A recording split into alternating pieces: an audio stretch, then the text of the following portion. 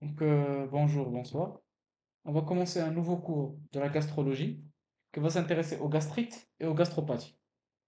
Donc, comme introduction à ce cours, les gastrites et les gastropathies sont des manifestations où la muqueuse gastrique de l'estomac est inflammée. Et inflammée soit d'une manière aiguë ou bien chronique en fonction de l'étiologie. Donc, ce cours, nous allons le diviser en deux parties, où nous allons voir celle chronique et celle aiguë. Et la conséquence majeure des gastrites chroniques surtout, c'est la dysplasie des cellules de l'estomac. Donc, on distingue les gastrites chroniques atrophiques, non atrophiques, ça veut dire normal, ou bien hypertrophiques, le cas inverse. Et les gastrites aigus, principalement les infections, on ne va pas dire grand-chose parce que les gastrites aigus sont très, c'est un sujet très compliqué. Donc, gastrite. Donc, on la distingue à l'endoscopie par une anomalie muqueuse superficielle, donc l'inflammation. Pour le malade, il va nous rapporter des douleurs épigastriques, soit avec des vomissements, ulcères, etc., saignements, etc. Et l'histologie, l'inflammation de la muqueuse. Donc, c'est ça la définition du tableau clinique de la gastrite. Le diagnostic positif, essentiellement, il repose sur l'anatomopathologie. Même si l'endoscopie est suffisante pour remarquer l'inflammation de l'estomac, ce n'est qu'un élément d'orientation. C'est la biopsie et l'étude du tissu lui-même qui nous permet de savoir exactement qu'est-ce qui se passe. S'il s'agit d'une inflammation chronique, donc pour les granulomes par exemple, ou autre chose, etc. Donc elle regroupe, comme on a dit, les gastrites chroniques, les gastropathies hypertrophiques et les gastrites aiguës.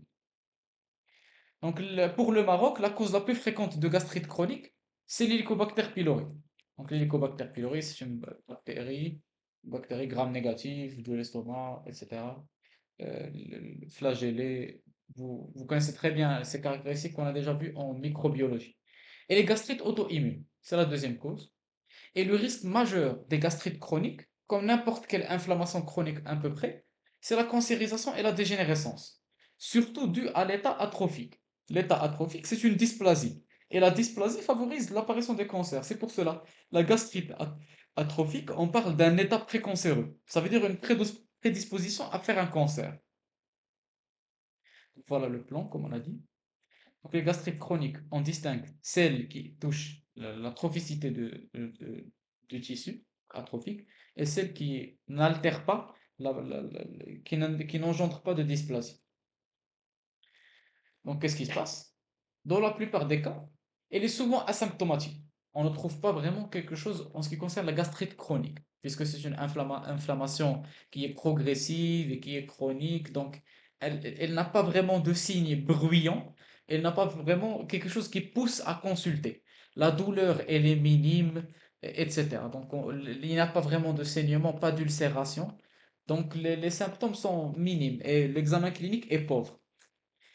On en la trouve parfois qu'en endoscopie lors d'une recherche fortuite, une découverte fortuite lors d'une recherche d'autre chose. Par exemple, un individu se présente pour, je sais pas, des vomissements bileux. Donc, s'il profite d'une endoscopie, on peut trouver un terrain sous-jacent de gastrite chronique. Donc, la pathologie elle-même, elle n'a pas vraiment de symptômes. Parfois, on peut trouver des épigastralgies, donc des douleurs légères, et un syndrome dyspepsique. Dyspepsique surtout dû à la diminution de l'activité de l'estomac. Donc, il n'y a pas beaucoup d'enzymes pour digérer les nutriments. Et donc, on peut avoir des vomissements, des pertes d'appétit, éructations, ballonnements, etc. Brûlures et nausées. Et il n'y a pas vraiment de signe spécifique de la gastrite chronique. Oh, un signe qui pousse à consulter, surtout parce que vous savez très bien que les patients au Maroc, ils ne consultent pas pour n'importe quoi. Ils ont tendance à traîner et donc ils ne consultent que s'il y a des signes alarmants, par exemple. L'examen clinique, il est normal, on peut presque rien trouver. Et c'est pour cela, l'endoscopie, c'est l'outil majeur de nous orienter vers les dysplasies, vers les gastrites. Donc l'endoscopie, elle nous permet de voir la muqueuse gastrique. Mais bien sûr, il faut savoir que l'endoscopie, c'est un élément d'orientation, mais c'est l'histologie qui prime. C'est l'histologie qui nous permet de dire le pronostic. Donc l'endoscopie, ça nous oriente. Qu'est-ce qui se passe? C'est la caméra.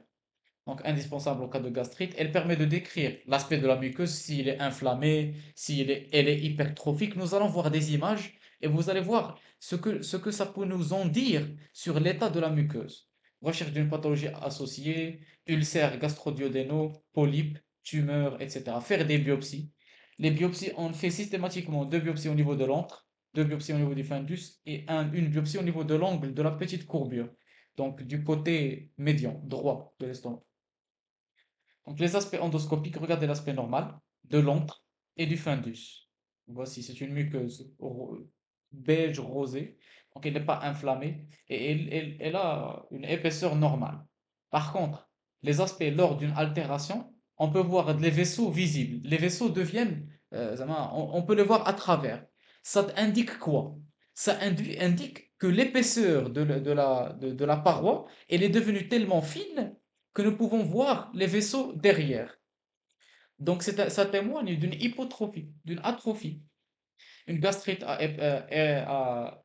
Helicobacter pylori, l'aspect nodulaire, donc les inflammations diffuses, gastrite érythémateuse, l'inflammation, etc.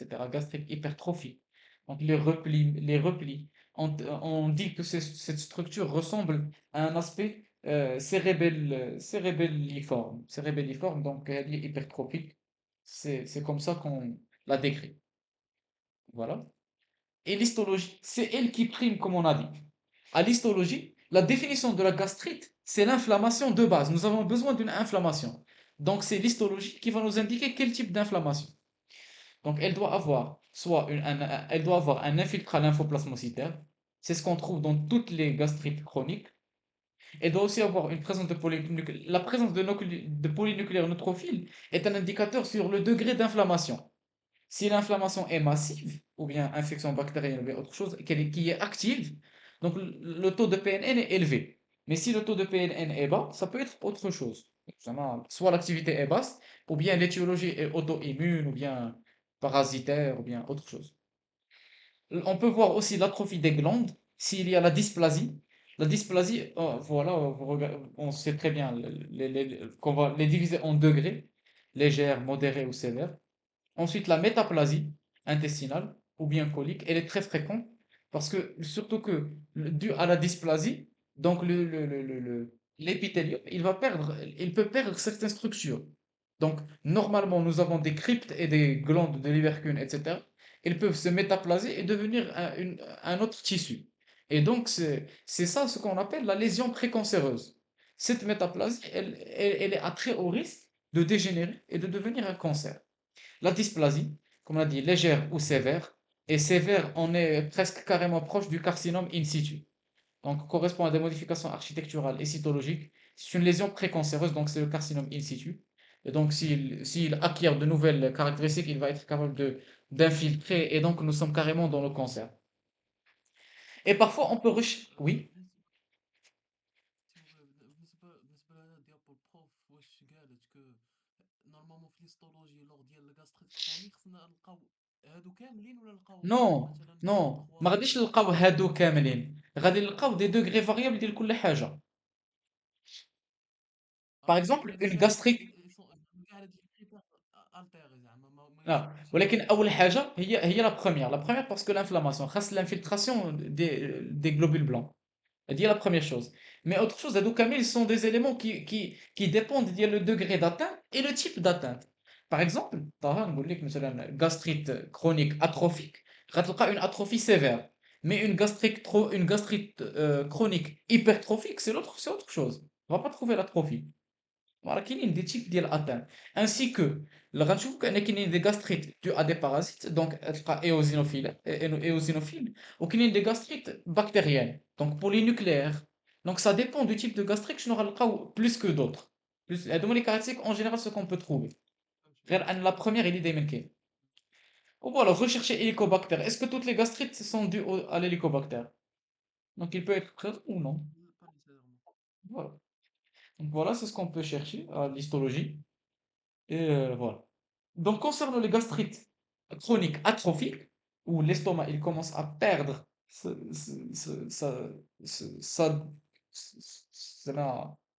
l'activité de sa paroi, l'activité de multiplication pariétale, donc la mitose elle diminue, etc., ce qui va induire une fragilité, etc.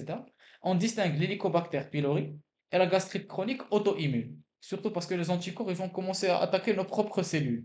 Le capital il va diminuer, et c'est ce qui va induire l'atrophie associée. Donc gastrite chronique, c'est l'inflammation chronique atrophique avec diminution du capital cellulaire au niveau de l'estomac. Donc voilà, comme on a dit, l'Helicobacter pylori, c'est une bactérie spirale, gram négatif. et sécrète une uréase. Pourquoi l'uréase est très, très importante?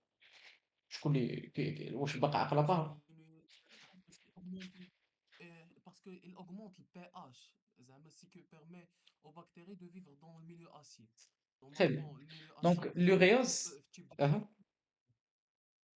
dans le زيد. type digestif يمكن قرينا في البكتيريا c'est que le première bon surtout la première barrière qui lutte contre les agents agressifs les agents qui va altérer par la suite le corps humain عندنا l'estomac par l'acidité donc normalement يمكن كي يدوز سواء ويلي، الا كان عندنا هذا مريض ماشي هذا ماشي البروميير بارير دو ديفونس، ماشي لا بروميير عيقتي، زعما سي البروميير لون دي بارير من البروميير بعد، حيت الاستوما كاين لي بون سيكريسيون اي جي ا، كاين لي زاميغدال، سي ان اورغان اللي وي فيه ولكن هذوك زيد. خاصهم بليزيور كونتاكت مي بون بون هنايا فين كيجي اها. كيدوز سوا باغ الا كانت هذاك لاجون بزاف زعما مهم. اون غون كونتيتي يقدر يدوز في التوب ديجيستيف ديك الساعه il va atteindre Voilà. Donc le système immunitaire l'acidité, général. l'acidité, elle stérilisait le bol alimentaire, autrement dit. Quand tu dégrader quelque chose, sauf l'hélicobacter pylori. Parce que l'hélicobacter pylori, qui m'a dit, l'uréase, il lui permet de dégrader l'ammoniac en une base. Donc l'hélicobacter pylori, elle avait un bouclier basique, qui حميه من l'acidité de l'estomac. Autour de cette bactérie, il y avait des bases.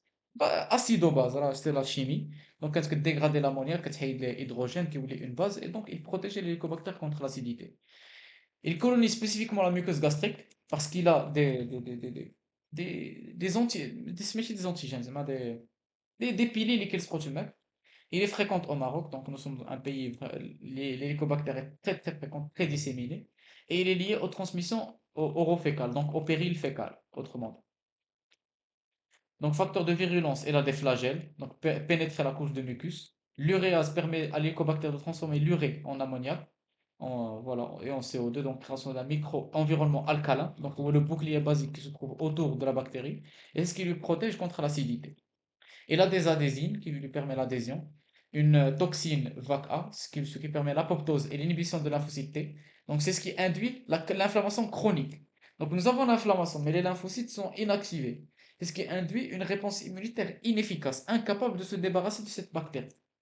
Et des îlots de pathogénicité qui induisent une inflammation. Donc pour résumer, c'est ce qui donne à cette bactérie la capacité de résister à l'acidité de l'estomac et de se fixer à l'estomac et d'induire une inflammation chronique.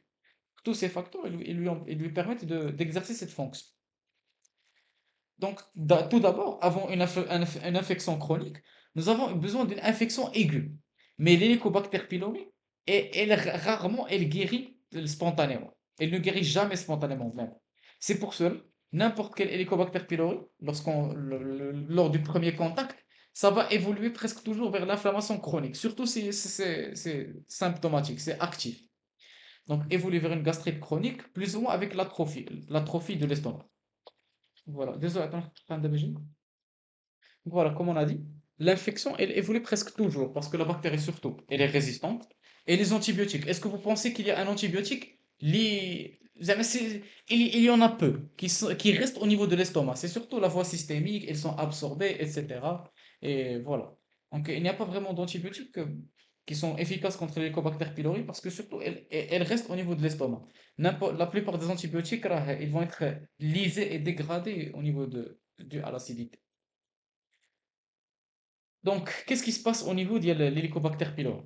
Lors de la colonisation de la muqueuse de l'estomac, ça va induire une gastrite aiguë. Et cette gastrite aiguë, bien sûr, comme on a dit, sans traitement, elle évolue toujours vers la chronicité. Mais l'Helicobacter pylori, elle peut induire plusieurs devenirs. Soit elle colonise la partie entrale, l'entrome, donc ça va induire une gastrite entrale. Et la caractéristique de cette gastrite, c'est une hyperchloridrie. L'hyperchloridrie, elle va induire associée une duodénite, l'atteinte du duodénum, parce qu'elle va passer après. Le chyme gastrique, il va être passer l'enteropylore, et il va ensuite irriter la paroi duodénale. Et ce qui va induire la duodénite, qui peut se compliquer d'un ulcère duodénal. Donc l'ulcère duodénal, ce n'est pas la bactérie directement, c'est juste la conséquence de la bactérie. ou elle peut donner une pompe gastrique, donc l'inflammation de tout l'estomac, ce qui va nous donner, elle est associée à une normochloridrie, donc il n'y a pas vraiment le chlore excessif, et ça va induire les lésions des muqueuses de l'estomac et des ulcères associés. Mais la chose qu'on craint le plus, c'est la gastrite atrophique, où ça va être accompagné d'une hypochloridrie, et cette hypochloridrie et gastrite atrophique, c'est la métaplasie, donc la dysplasie, et le risque, le risque qu'on craint le plus, c'est la cancérisation. Bien sûr, il faut savoir que pas tout le monde il va faire un cancer.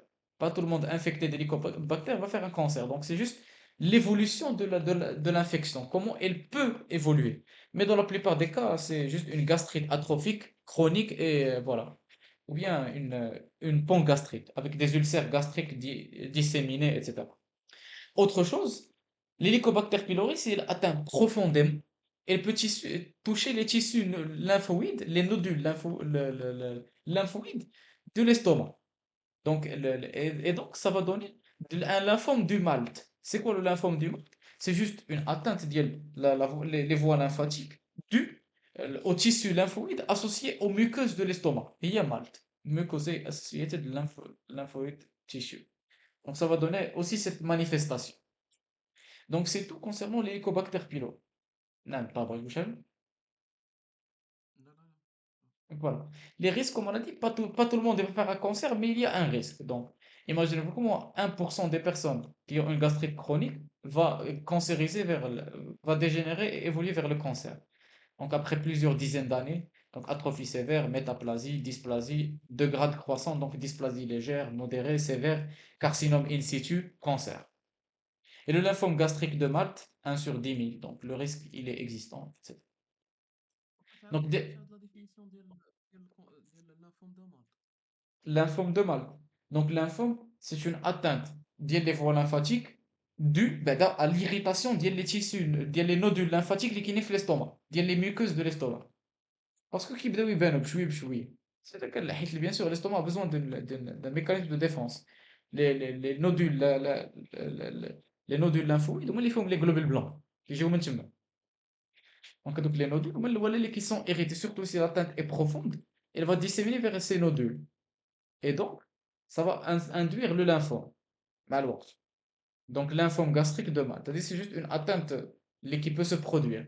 Et l'Helicobacter pylori, elle va hériter même les nodules lymphoïdes. L'équinine à la muqueuse. C'est bon? Et le malt en lui-même, il fait référence à les nodules lymphoïdes qui sont dans l'estomac, qui sont les muqueuses.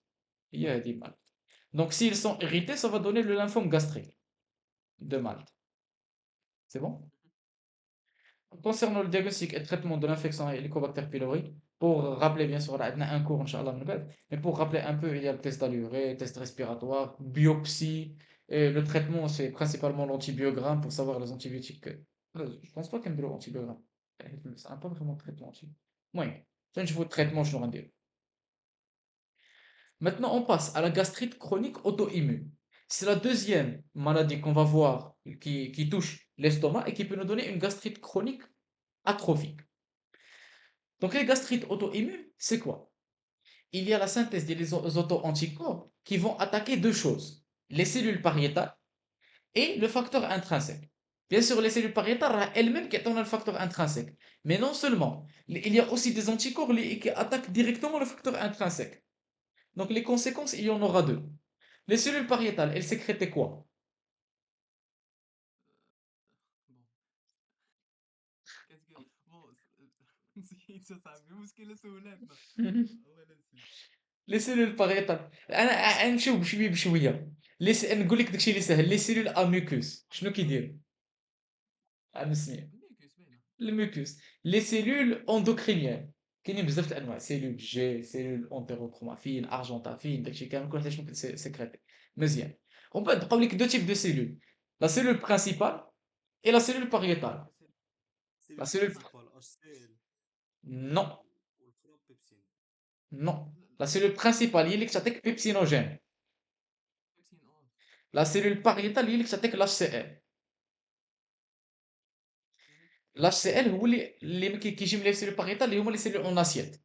لي سيلول برينسيبال كيعطيوك بيبسينوجين اللي كي اكتيفي باغ الاتش سي ال. Mais non seulement, les cellules pariétales كيعطيوك ال HCl et le facteur intrinsèque pariétal. Les cellules principales كيعطيوك غير بيبسينوجين، بيبسينوجين حاجة وحدة. Donc voilà, هذاك ال HCl بعدا راه c'est le chlore. Donc il y a moins d'HCl, on aura d'abord l'atrophie phendique avec hypochloridrie, parce qu'il y a moins de chlore dans la région.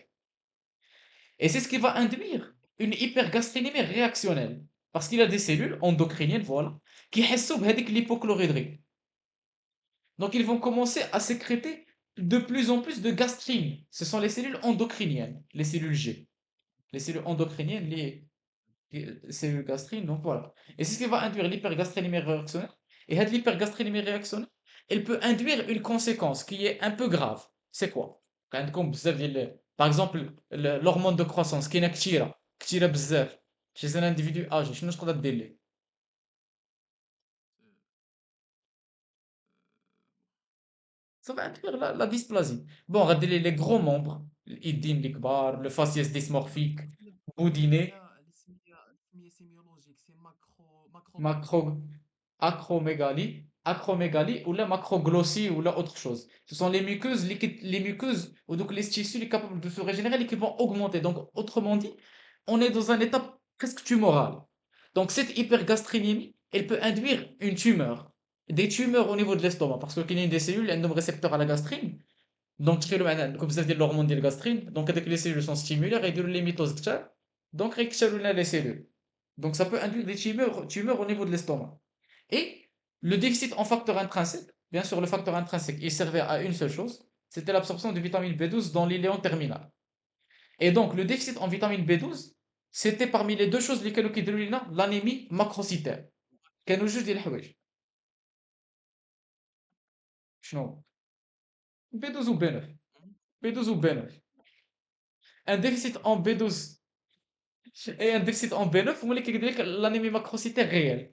اما كاين واحد كيقول لك l'anémie macrocytaire régénérative اللي pseudo réelle راه elle n'est pas vraiment réelle كيقول لك غير c'est dû à l'échappement ديال des cellules immatures les réticulocytes.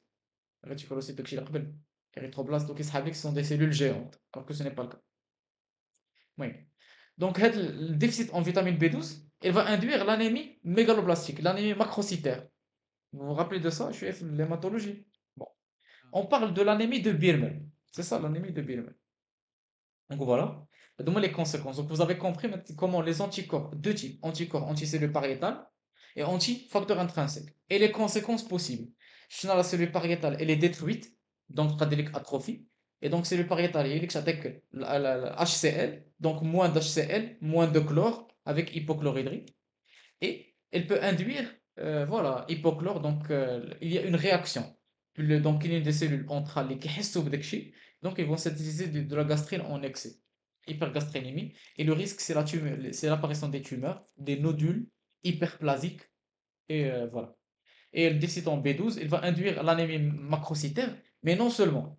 Vitamine B12 avait aussi des propriétés pour le système nerveux. Donc ça va aussi induire des troubles nerveux, ataxie, confusion, etc. Voilà la gastrite asymptomatique. Les signes liés de la carence en B12, c'est l'anémie, donc pâleur, vertige, dyspnée, dyspnée d'effort, asthénie. Les signes neurologiques, ataxie, spasticité, neuropathie périphérique, syndrome combiné de la moelle, donc troubles de marche, troubles de sensibilité, troubles de l'équilibre, troubles de mémoire, démence, etc. Moyen, souffrance du système nerveux en général. Donc, les signes, autres signes positifs qu'on peut trouver, l'ictère, nausée, vomissement, épigastralgie. L'ictère, c'est surtout parce que donc, les globules rouges macrocytaires, ils vont être détruits parce que ce sont des globules rouges anormaux. Donc, on aura une oui, ictère hémolytique, voilà, bilirubine libre, élevée. Les nausées, vomissements, épigastralgie, donc, ce sont les signes de la gastrite. Examen abdominal, on peut trouver splénomégalie, mais c'est un chez des pas d'hépatomégalie ni d'adénopathie mais elle est souvent associée à d'autres maladies auto-immunes. On peut trouver donc soit thyroïdite auto-immune, thyroïdite d'Hashimoto, soit diabète de type 1, donc anticorps qui vont attaquer les cellules bêta, maladie d'Addison et le vitiligo, etc. C'est bon jusque-là? ah, Donc voilà, très bien. oui. Donc là, غنسولكم واحد السؤال عطاك قول لي دابا هاد لا غاستريت كرونيك اتروفيك اوتو ايمون شنو هو المشكل؟ شنو هو المشكل غيال؟ De quoi souffre le patient?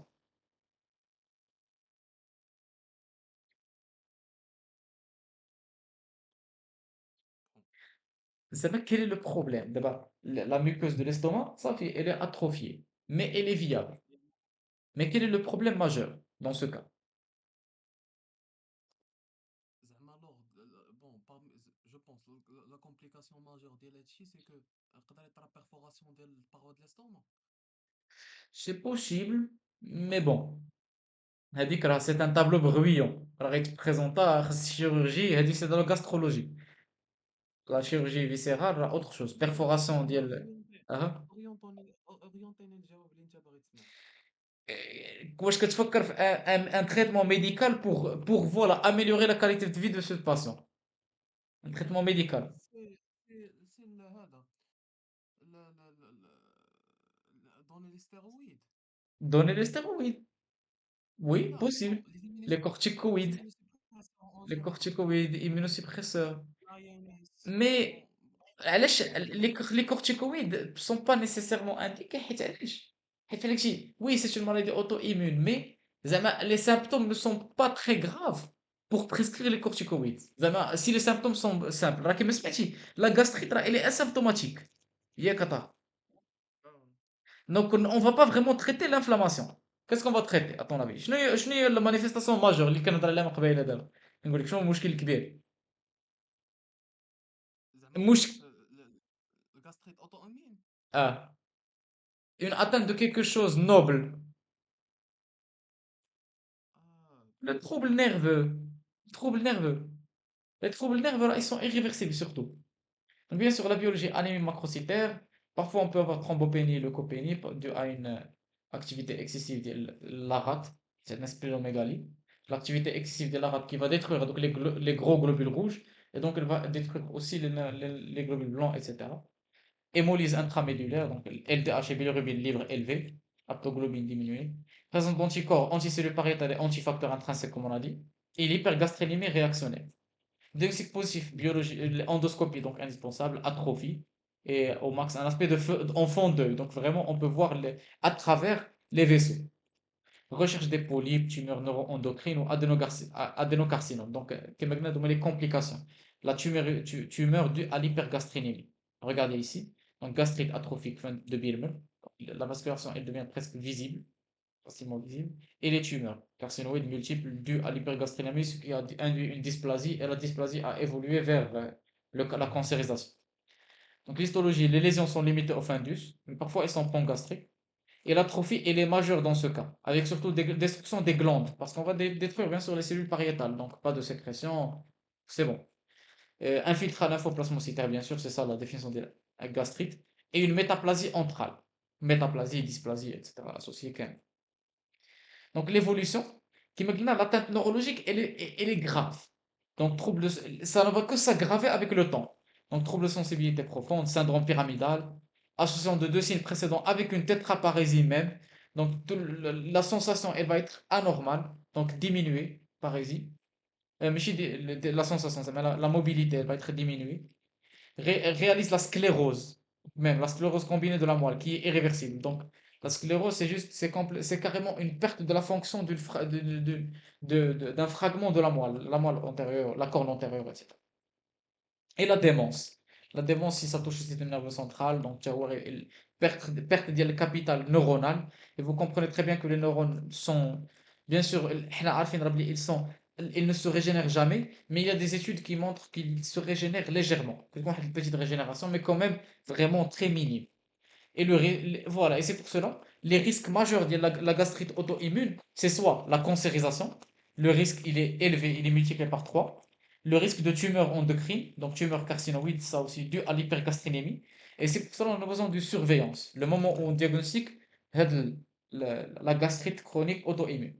Donc maintenant, quel est le traitement fondamental, l'RNDE, traitement médical, bon الغاستريت اوتو امين ياك gastrite auto-immune. les immunosuppresseurs Bon, les immunosuppresseurs. Ah, en général. mais quoi d'autre? Ah, Hein, tu as dit les immunosuppresseurs. bon, bon, on va coupler.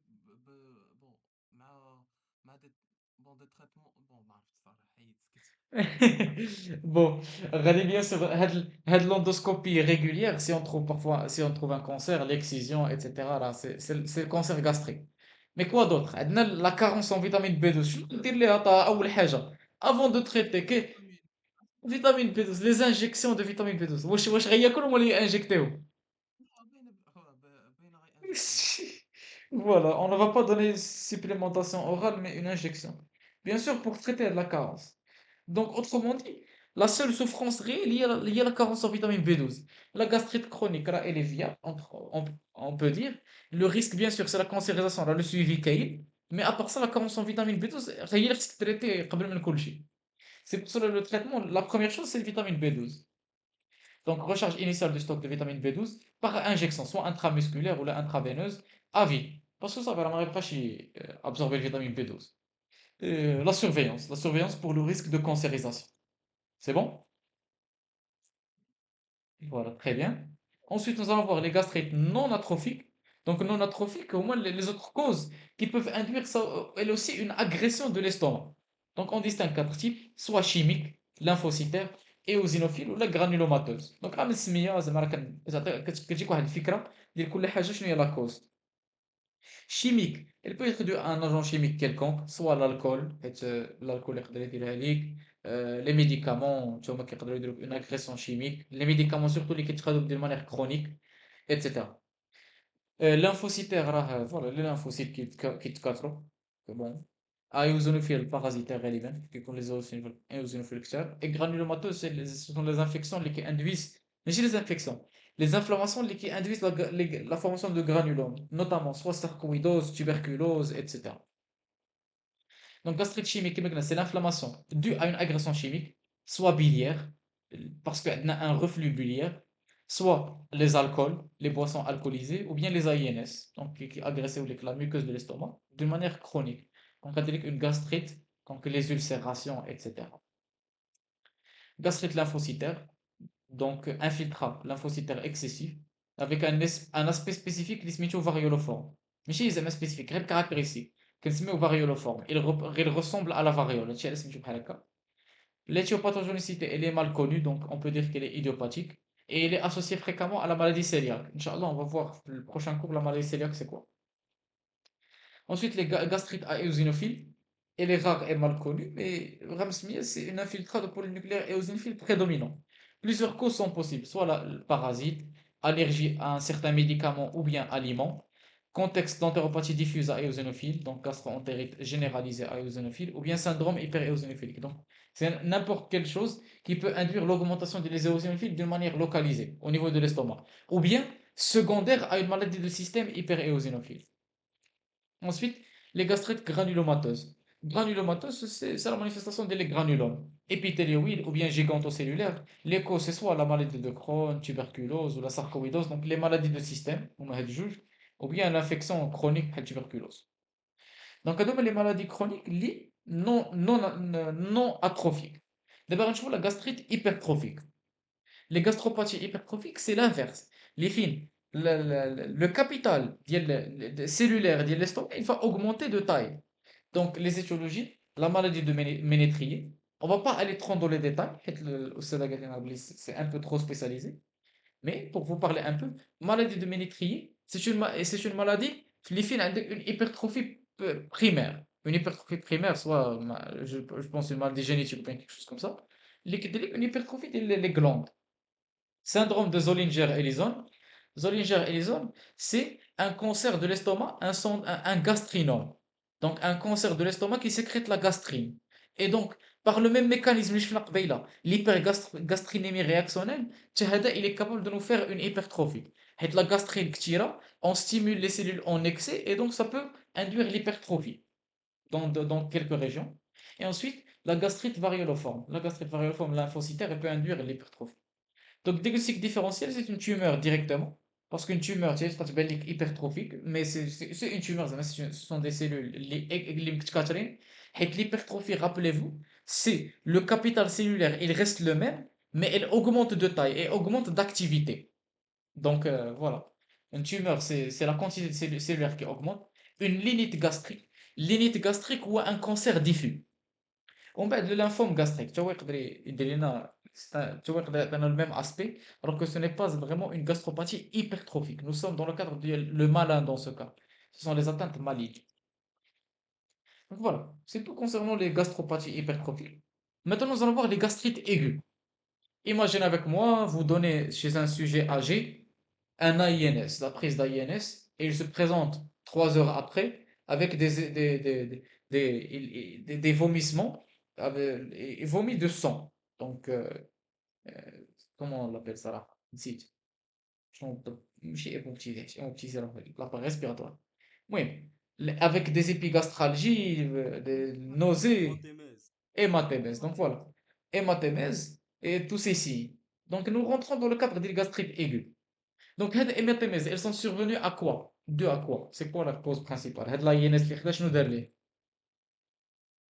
بون قدر دار Les ulcères. irritation Les de la ulcères. paroi. Ulcère, la paroi تحفرات. Mhm. La paroi تحفرات, ça commençait à saigner. C'est ça le risque majeur. Donc, moi, les gastrites aiguës, c'est réellement, ce sont les ulcères. Mais il y a aussi l'inflammation aiguë. L'inflammation aiguë, par exemple, qui est l'intolérance au lactose, qui est في l'estomac ou qui est inflammé, et autre chose. Moi, ce sont juste des causes, réellement. Ce sont des symptômes bruyants, donc aigus, vomissements, douleurs abdominales, etc. Donc, les étiologies peuvent être infectieuses, AINS, etc. le chipset. Donc, symptomatologie plus bruyant. Donc, et douleur épigastralgique ou intolérance alimentaire, hémorragie digestive haute, ou bien il peut être aussi dû à l'ingestion volontaire de caustiques. Like le malqata. Malqata, dans le cadre de tentative de suicide, bien accidentel, ça induit aussi la gastrite aiguë. Donc l'endoscopie, elle doit être faite en urgence, si c'est possible, s'il y a l'hémorragie ou injection de caustique, pour étudier le degré d'atteinte. Elle permet, voilà, le diagnostic, est-ce qu'il y a vraiment une infection, une inflammation, désolé, gastrite, et s'il y a, et le diagnostic de gravité, pour évaluer le pronostic, évaluer le retentissement de l'ingestion, ou bien le problème. Elle localise aussi le saignement et permet l'hémostase, donc on contrôle cette douille de l'artère ou la hargoha, thermocoagulation, pour qu'elle se ferme et permet aussi le diagnostic étiologique en réalisant des biopsies. Par exemple, si c'est une infection aiguë, due par exemple, شنو هما les bactéries اللي يقدروا يديروا لك يقيسوا لك الاستوما صراحة قلال مي كاينين دونك بكتيريين كاين هذيك اللي تحداها خايبة ديك هيليكوباكتر لا هذيك لا جوجو اللي حيد ماشي الكوليسترول. الكومبيلوباكتير الله يهديك طه الله يهديك كيدير لك لي طابلو دونتيريت المهم. Donc voilà, elle permet de faire des biopsies pour, par exemple, étudier la paroi la muqueuse et si on est capable d'isoler le germe. Tuberculose, إذا tuberculose صرت معاك وفي الأول دار لك ان تابلو ايغو ما تعرف بون tuberculose صراحة ما كيديرش تابلو ايغو. Donc voici un exemple ديال les gastrites aigus. ماشي كيضرب الناس. نعم طه؟ نعم؟ تيوبركلوز كيضرب ليستوما. اه يقدر يقيس الاستوما، كيفاش tuberculose يقدر يقيس لك بارتو. وي يقدر يقيس لك الاستوما. تبركلوز كضرب أي حاجة. القوت. فوالا le ولكن tuberculose كيقيس لي زانت اه كامل ولا غالبا les كيقيس لي intestins زانت. oui. تقدر تقيس لك الاستوما، الجرانولوم، la gastropathie chronique non atrophique، لا الجرانولوم. نقولوا أها. ولكن دون مانيير غيتروغراد ياك يعني خصها دوز لا سيركيلاسيون جينيرال عاد تجي من اللور زعما فهمتي اما Bien بالنسبه sûr, ما bien عرفتش. sûr. Le moyen غالبا c'est dissémination. Dissémination reste la paroi. Parfois hématogène. وراك عارف. Le tuberculose normalement standard, c'est l'infection elle est respiratoire strictement. Alimentaire, là, ce sont les autres types de tuberculose. On dit qu'ils doivent par la voie alimentaire. يعني Donc voilà. بوفيس ولا ما عرف المهم بوبيس المهم شي حاجة أخرى. أما التوبركلوز هيومان هي اللي انتر ريسبيراتوار وهذيك خاصها تدخل البومون عاد مرة تدخل السيركولاسيون سيستيم. المهم لكن donc voilà l'aspect de la gastrite aiguë. Donc les saignements, vous pouvez voir les ulcérations, etc. L'inflammation, la peau elle est rosée, mais chez la peau, la muqueuse elle est très rose, etc. Donc muqueuse gastrique normale, et voilà, regardez, gastrite ulcérée, elle est rose, alors que regardez ici, elle tend plus vers le beige ou le blanc. Et regardez ici avec des nécroses même. Donc les ulcérations à l'emporte-pied central ou qui nécrose. Vous voyez avec les saignements. Donc gastrite aiguë. C'est bon? Donc voilà. Les gastrites aiguës, les étiologies, les infections réellement bactériennes, Helicobacter pylori, lors de l'épisode aigu, ou bien viral, surtout dû au gastroentérite virale ou la gastrite à CMV chez l'immunodéprimé, rappelez-vous. CMV est capable de donner une infection disséminée, surtout lorsque le taux de CD4 il est inférieur à 50. Donc, taux inférieur à 50. Mais rappelez-vous surtout CMV. قيسنا جوج حوايج l'œil et le côlon. L'œil qui dit la cécité, ou le côlon qui dit le syndrome, bon, qui dit le saignement, syndrome de شنو سميتو؟ syndrome rectal. ماشي syndrome rectal. Ténèsme, étreinte, faux besoin, évacuation de glaire sanglant. داكشي كامل المهم هذا السندروم. Les AINS يقدروا لك inflammation ولا érosive. Donc les AINS هما يقدروا لك l'ulcération et gastrite aiguë, le stress, l'alcool, etc. Donc le traitement dans ce cas غالبا كيكونوا les IPP pour diminuer le degré ديال l'atteinte pariétale et la souffrance ديال voilà la muqueuse de l'estomac et l'acidité dans ce cas, surtout lors de l'inflammation. L'inflammation, donc, il y a un déséquilibre la protection gastrique. Et donc, l'IPP, il permet de rétablir avec l'équilibre et le traitement de l'étiologie. Parce que si on traite l'étiologie, on va voilà, diminuer l'inflammation et donc on va traiter le problème. Voilà, c'est bon? Yes. Donc, comme qu'il y a une classification de Kyoto, des gastrites aiguës, qui attaquent toutes les étiologies possibles. Donc, classification de Kyoto, je me rappelle qu'elle fait les étiologies parasitaires, bactériennes, virales, les étiologies alimentaires, etc. Ou voilà, c'est tout. C'est bon? Voilà, Allah yaj'al baraka aujourd'hui. Voilà, si vous avez trouvé cette vidéo utile, n'hésitez pas à laisser un like, un joli commentaire. Vous savez, j'aime toujours les lire et ça me fait plaisir. Et voilà, on se verra bientôt.